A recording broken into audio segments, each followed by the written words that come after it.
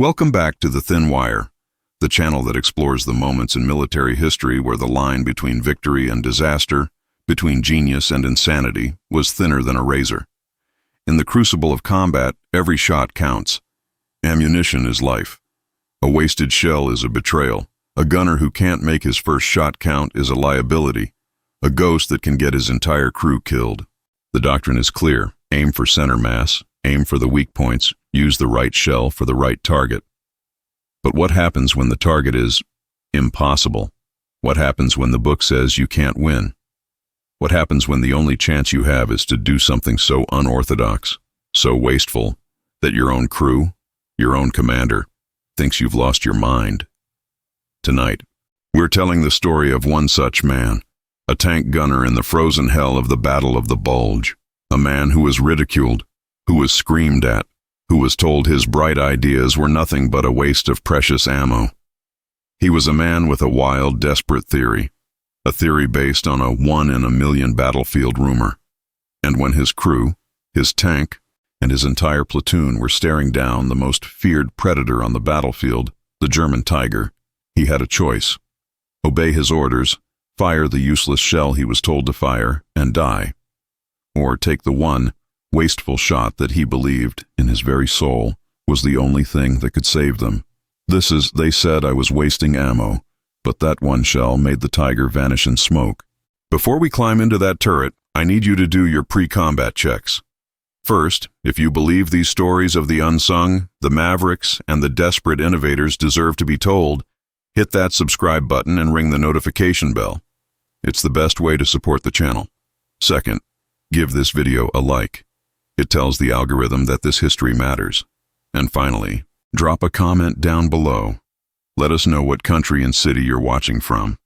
It's incredible to see our global platoon checking in. Now, let's get to the gun. My name is Thomas Riley, but to the crew of the Lucky 7, I was just Book. And it was not a compliment. It meant I was a man who read the manuals. It meant I trusted the ballistics tables from Aberdeen Proving Grounds more than I trusted my own eyes. It meant in the middle of a firefight, when any sane gunner would be just shooting, I was calculating.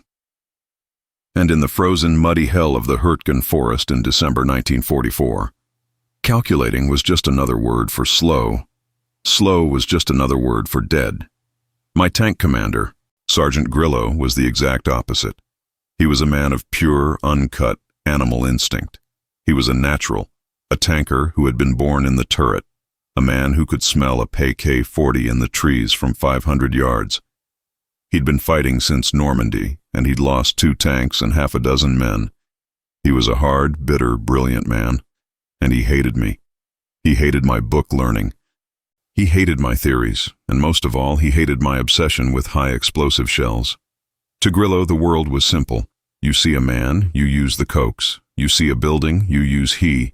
You see a tank, you use armor-piercing, AP, always AP. It was doctrine, it was religion, and I was a heretic. The incident that sealed my fate as a liability happened 2 weeks ago, during the first brutal push. We were on the flank, probing a small village, when a Panther tank, a Pez KPW-V, rolled out of a ruined barn not 300 yards away. It was a monster. It filled my sight, and I hesitated. I had maybe 1 second. But in that 1 second, my brain, the book, took over. The manual said our 75mm M3 cannon's AP shell, the M61 round, could not. I repeat, could not. I penetrate the frontal glacis plate of a Panther at this range. It was a statistical impossibility. It would bounce. We had to hit the mantlet, the turret ring, or the track. It was a target the size of a dinner plate. And in that 1 second, as I was desperately trying to lay the crosshairs on that impossible spot, Grillo's voice exploded in my helmet. "Shoot, Book! Shoot the goddamn thing!" I flinched. I jerked the trigger. The AP shell left the tube. And it was a terrible shot. It screamed off the Panther's front plate, a brilliant flash of sparking ricochet, doing no damage. The Panther did not miss. Its long 75mm gun fired, a sound like the crack of doom, and the shell, A high-velocity AP round went straight through the front of Aces High, our sister tank. The one on our left. It just vanished. Aces High didn't explode. It just died. A moment later, a thick, greasy, black smoke began to pour from the TC's hatch, followed by a single, thin scream. We survived. We backed out while the Panther was reloading. But Aces High and its crew, they burned. That night, Grillo pulled me from the turret. He shoved me against the cold steel hull of the Lucky 7, his face inches from mine, his breath hot and sour with stale coffee and rage. "You think too much, Book," he hissed, his voice shaking with a grief so profound it was terrifying. "You were calculating. You were aiming for the mantlet. I saw you. You were wasting time. And you got Casey's crew killed. You got them all killed. Sarge," I stammered. "The AP. It wouldn't have penetrated." "I don't give a damn what the book says," he roared, and he hit me, a hard, backhanded slap that sent my helmet ringing. "You hit him. You might break his track. You hit him. You might scare him. You hit him. You might get a lucky shot. But you sit there calculating. And you get your friends killed." He was in my face, his finger jabbing my chest. "From now on, Riley, you are not a thinker. You are a shooter. Stomper," he yelled to our loader. "What's in the breech?" "AP, Sarge," Stomper said, his voice muffled. "It stays AP," Grillo hissed. "You load nothing but armor-piercing. And you, Book, you see a tank, you fire. Center mass, no thinking. No aiming for tracks. You put that AP shell right in his face. You are wasting ammo, Riley. Wasting precious ammo. Every time you try to get fancy. You understand me?" "Yes, Sergeant," I whispered, the shame a cold, hard stone in my gut. But he was wrong. I knew he was wrong. An AP shell against a Panther's front plate was a waste. And against a Tiger, it was a suicide note. Our M61 AP round was a joke against a Tiger's 100mm frontal armor. It was like throwing a baseball. Grillo's order wasn't a tactic. It was a superstition. It was the act of a desperate man who had lost faith in his equipment and was now just relying on blind luck. I was different. I believed in the numbers, and I had a theory. A heretical, insane, 1 in a million theory. I'd found it, buried in an after-action report, from Italy, from a 105mm Sherman assault gun crew. They'd stumbled on a Tiger, face to face. The 105 wasn't an anti-tank gun. It was artillery. It only fired high explosive. The gunner, in a panic, had fired his he-shell. He missed. He hit the solid rock roadbed directly underneath the Tiger's belly. The report said the Tiger had jumped. The sheer concussive force of the 105mm he-shell, trapped between the rock and the tank's floor, had lifted the 57-ton monster off the ground. It hadn't penetrated. It had broken. The shockwave had shattered the brittle belly armor, killed the driver, and detonated the ammunition in the floor racks. A catastrophic kill. From a missed shot, from a wasted shell. I was obsessed. Now, our 75mm he-shell wasn't a 105. It didn't have the power to lift the tank. But what if it didn't have to? The Tiger's belly armor was its weakest point, a brittle cast plate. What if a 75mm he-shell, detonating on the hard, frozen earth of the Ardennes, could do the same thing? What if the concussion, focused by the ice and rock, could create an internal spall cone? What if it could shatter the floor plate, kill the driver and radio man, or maybe, just maybe, get lucky and hit the ammo? It was a freak shot, a bank shot, a trick shot. It was the kind of thing Book Riley would dream up, and I had been practicing it. In the last week during our rest periods when we were supposed to be calibrating the AP rounds, I had been wasting ammo. I'd used 3 of our precious he-shells firing at a burned-out truck. I wasn't aiming for the truck. I was aiming for the ground underneath it. Grillo had caught me. He'd seen the 3 craters in the mud, 10 feet short of the target. I thought he was going to shoot me. What, in the name of sweet Jesus, are you doing, Riley? He'd screamed, his face white with rage. Are you drunk? You are trying to splash a goddamn truck. I tried to explain. Sir, it's a theory. The concussion. The belly armor. The belly armor, he shouted, his voice cracking. The belly armor? We can't even hit the front, and you're wasting ammo. You are wasting shells. Trying to hit the f***ing dirt. He had Stomper lock the he-racks. I was banned from using high explosive. Period. My ammo was AP and AP only. I was a disgraced gunner, a liability, a fool, chained to a tactic I knew was suicide. And that was my state of mind when we rolled into the fog-shrouded crossroads near Poteau on the coldest morning of my life and saw the monster that had been waiting for us. It was 0900. The fog was a shroud, and we were the lead tank in a column of 3, nosing our way into a crossroads that the map said was clear. Mac, our driver, was skillfully handling the Lucky 7, his touch on the levers so light we were barely making a sound, just the squeak clank of the tracks in the half-frozen mud. Sergeant Grillo was in his hatch, his head exposed to the elements, a man who trusted his own eyes over any periscope. I was in my seat, my eye pressed to the M70 gun sight, my world a 3x magnified circle of swirling, impenetrable white. I don't like this, Sarge. Mac's voice, small and tight in the intercom. It's too quiet. It's an ambush. Shut up and drive, Mac. Grillo's voice crackled, sharp with the cold. Book, what do you see? Nothing, Sergeant, I said, my own voice sounding thin. Just fog. Visibility is maybe 150 yards. And then Grillo whispered one terrible word. Stop. Mac hit the brakes. The Sherman rocked to a halt, its engine a low, anxious rumble. Book. Grillo's voice was a hiss.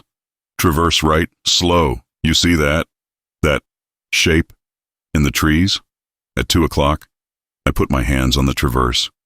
The cold steel burning my fingers, I swung the turret. Whine. And then I saw it. My heart stopped.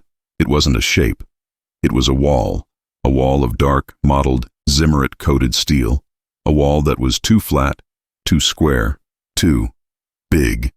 The fog, as if on cue, thinned for a single, terrible second, and the wall resolved into a shape that had haunted my nightmares. It was the frontal glacis of a Panzerkampfwagen 6, a Tiger. It was sitting in a perfectly hull-down ambush position, its massive, boxy turret pointed directly at us. It hadn't fired. It was waiting. It was a predator, letting the stupid, blind little Sherman prey walk right into its jaws. It was, I calculated instantly, 200 yards away, an impossible, point-blank, unsurvivable range. Gunner! Grillo's voice wasn't a shout. It was a gasp of pure, unadulterated terror. But his training, his instinct, took over. Tank! App! Fire! Book! For the love of God! Fire! My hands were already moving, but my brain, my book brain, was screaming. App! 200 yards. Frontal glacis, 100 millimeter sloped. Our M61 shell penetration at 100 yards is 80 meter. It won't work. It won't work. It's a waste. It's suicide. Stomper. Loaded? I heard myself say, my voice a croak. AP is up, Stomper yelled, his voice cracking. He'd been living on Grillo's AP-only diet. It was all he had ready. I see it, I yelled, my crosshairs, the simple black lines, settling on the center of that massive dark gray plate. This was Grillo's order. No thinking. Center mass. I took a breath. I stomped the firing pedal. The crack of our 75mm was pathetic. It was a pop gun. It filled the turret with the now familiar smell of cordite and failure. My eye was glued to the sight. I watched the little red tracer line, my line, streak across the 200 yards of white fog. It was a perfect shot. A beautiful center mass textbook shot. And it was the most useless, most stupid thing I had ever done. The shell struck the tiger's front plate with a brilliant, loud, insulting blue-white spark. It was a ricochet. It wasn't just a ricochet, it was a disintegration. The shell didn't even bounce properly. It just shattered against that wall of Krupp steel, sending a few harmless, sparking fragments of itself whining off into the fog. It was, as I had known it would be, like throwing a goddamn baseball at a battleship. For one long, terrible, silent half-second, nothing happened. The tiger just sat there. It hadn't fired. It was as if it was amused, as if it was saying, "Really? Is that it?" And then it moved.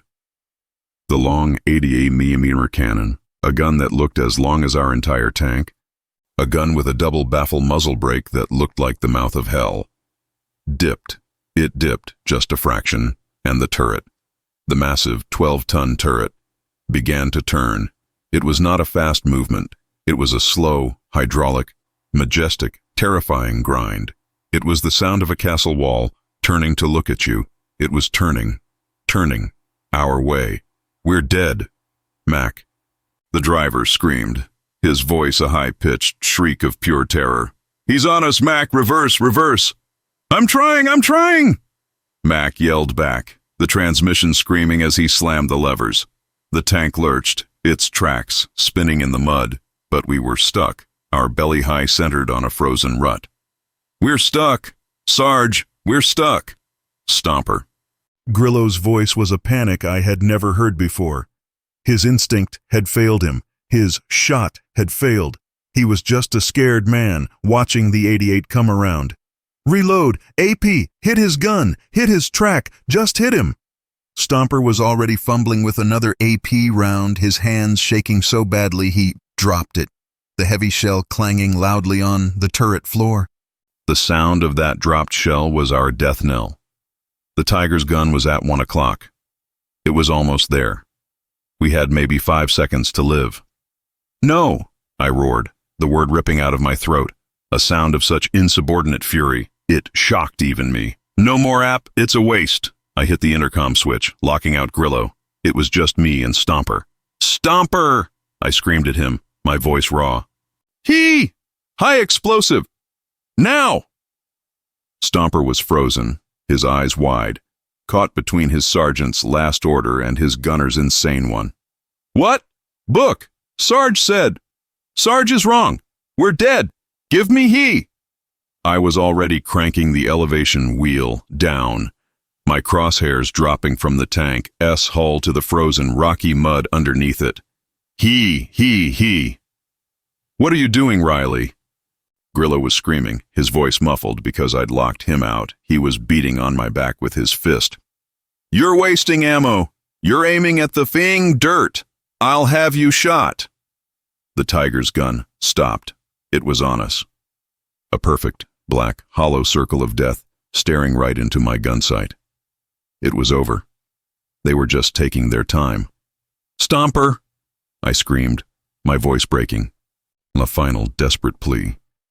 Stomper looked at the AP shell on the floor. He looked at the 88 in my sight. He looked at me.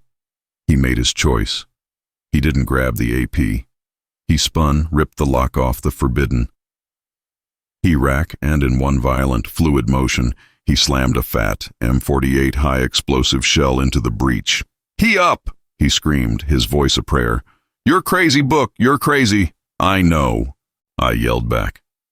My crosshairs were steady, aimed at a point in the mud, about 5 feet short of the tiger's massive, looming frontal plate. Grillo was still screaming, No, you're wasting the shell. App. I ignored him. I ignored the gun. I ignored everything but my one single stupid, heretical theory. "On the way!" I screamed, and I stomped the firing pedal, just as I saw the brilliant, blinding, orange-white flash of the Tiger's 88 firing directly at my face. Time didn't just stop, it shattered. My world, which had been a tiny 3x magnified circle of gray fog and black crosshairs, detonated. There was not one explosion, but two simultaneous, warring apocalypses. The first was mine, the comparatively small, sharp, forward-lurching crack of my own 75mm firing. The second was theirs, the Tiger's. It was not a sound, it was a physical erasure of sound, a blinding white flash from the Tiger's muzzle brake, followed a microsecond later by the most terrifying noise I have ever heard. It was not a boom, it was a cosmic world-ending gong, a sound so deep and so profound that it was not heard with the ears but with the bones. It was the sound of an 18-pound high-velocity shell striking our turret, mantle it at over 300 feet per second. The entire 30-ton Sherman was not rocked. It was violently shoved sideways, like a toy swatted by a giant. The impact threw me from the gun sight, my helmet crashing hard against the steel bulkhead behind me, my world exploding in a shower of blinding white stars. The inside of the turret ceased to exist. It became a blizzard of pulverized paint, of white-hot sparks, of molten steel fragments shrieking through the air. The air was gone, replaced by the acrid smell of ozone, burnt steel, and the sudden, coppery tang of my own blood. I had bitten my tongue. "We're hit! We're hit! We're dead!" Mac was screaming, his voice a high-pitched, animal wail of pure terror. "Fire! I see fire! I'm hit!" Stomper yelled from behind me, a wet, choked sound. "My arm! Oh God, my arm!" Grillo was just screaming, a wordless, guttural roar of rage and agony, his fists beating against the turret wall. We were alive, but we were crippled. We were dying. The Tiger's shot, a masterpiece of gunnery, had struck the thickest part of our armor, the mantelet around the gun itself. It had failed to penetrate, but it had broken us. I could smell the smoke. It wasn't fire. It was electrical. He'd hit us so hard he'd fried the radio. The Koch's machine gun. Just inches from my face was a mangled, twisted wreck, its barrel bent upwards at a sickening angle. The hydraulic traverse was dead, its lines severed, the fluid already pooling on the floor. The turret was jammed, frozen in place. We were a steel coffin. We were a sitting duck. And the Tiger was out there, reloading, preparing to deliver the killing blow. The entire event, from the shot to this realization, had taken maybe 3 seconds. And it was in this moment of absolute, ringing, smoky despair that I realized my shot, my shell, had also fired. I had to see. It was the last thing I would ever do. I grabbed the manual traverse crank, my hands shaking, ignoring the fact that it was useless, and I hauled myself back to the gun sight. My head a ringing bell. I wiped the blood from my lips. I put my eye to the M70, and I looked. The world outside was a cartoon. The fog was momentarily gone, blasted away by the dual concussion, and the Tiger was still there. It hadn't exploded. It hadn't moved. My shell, my precious, wasted he-shell, had missed. I saw the crater, a black, smoking, ugly splash in the frozen mud, exactly where I had aimed it, 10 feet short of the Tiger's hull. My theory, my 1 in a million report from Italy, was a lie. It was a joke. I had failed. I had wasted our last shell. I had gotten us all killed. You missed. Grillo's voice wasn't a scream anymore. It was a dead, hollow, broken whisper of absolute despair right behind my ear. You missed. Book, you killed us. And as he spoke the words, it happened. The Tiger, which had been sitting there, patient, reloading, jumped. It was not a subtle movement. The entire 57-ton war machine leapt vertically, a full 2 feet into the air, its massive tracks lifting clean off the ground. It hung there, for a single, impossible, physics-defying second, a leviathan breaching from a sea of mud, and then it crashed back down onto its suspension with a sickening, earth-shaking crunch. A sound of 1,000 broken parts. My he-shell hadn't been a miss. It had been a mine. The frozen earth of the Ardennes, as hard as concrete, had acted as a perfect tamping agent. It had caught the entire 3-degree blast of my M48 high explosive shell and focused it.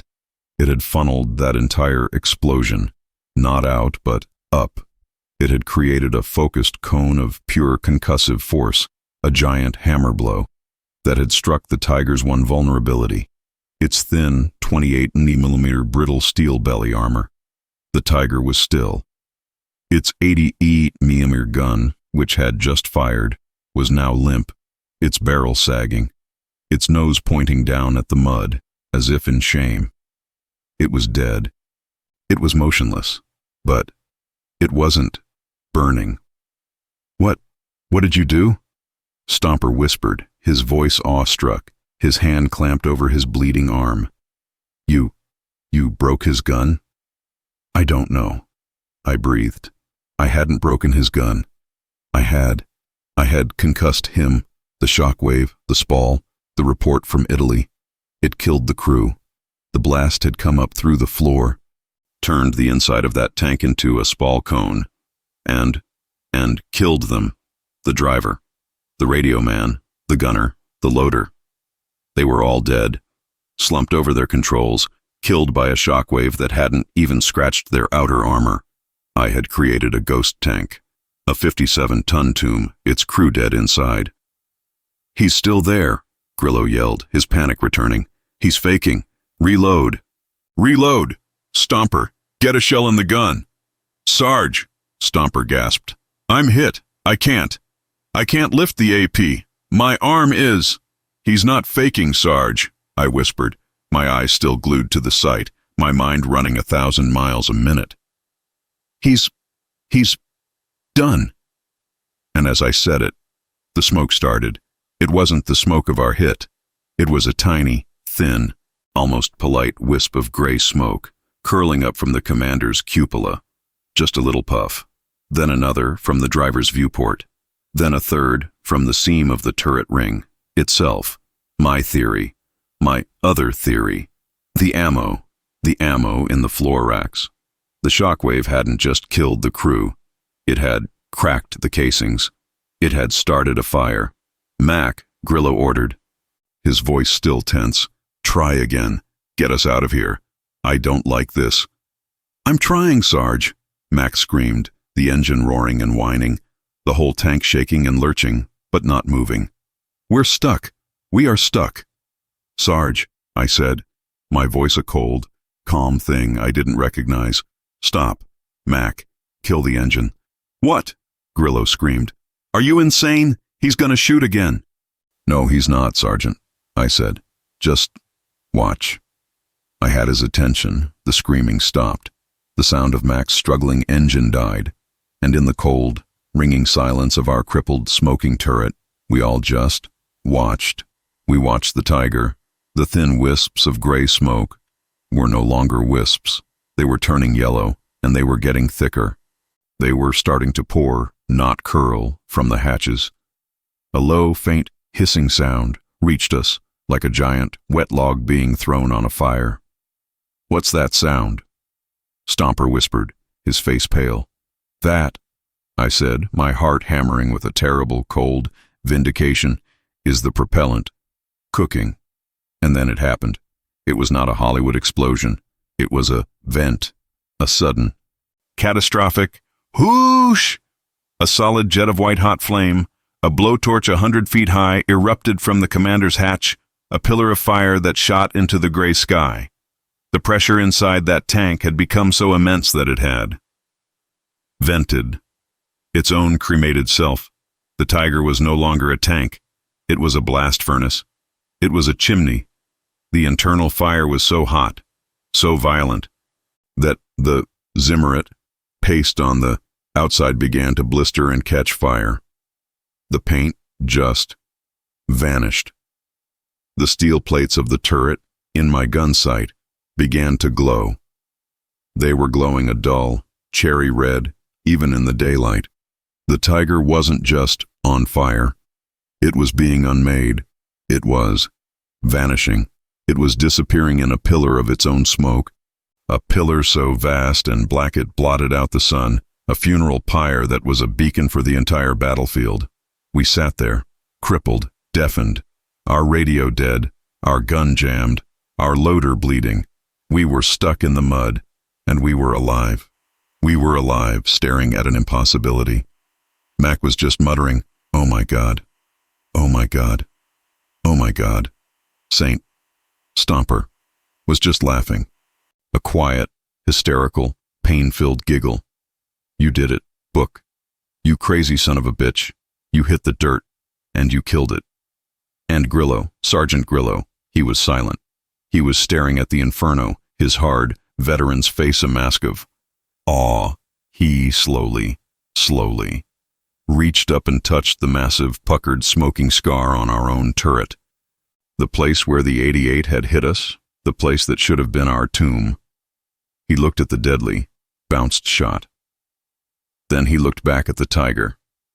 My kill. He understood. He understood that his order to fire AP was a death sentence.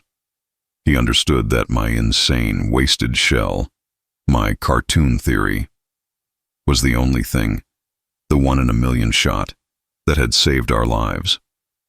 He didn't apologize. He didn't congratulate me. He was too hard for that. He just put his hand on my shoulder, his grip like a steel trap.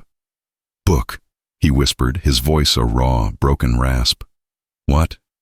In the name of God. Was that?" I looked at him, my ears ringing, my body shaking so hard I could barely speak. "That, Sergeant," I breathed, the smell of cordite and ozone filling my head, "was high explosive. It was the dirt. I hit the dirt." Grillo just stared at the fire, his world reordered. "Stomper," he said, his voice flat, "patch your arm. Mac, get on the goddamn horn and see if Blue 2 can get a tow rope on us. And Riley." He looked at me, and for the first time, he used my name. "You just keep watching that smoke." He leaned in, his voice a conspiratorial whisper. "From now on, you can waste all the goddamn ammo you want.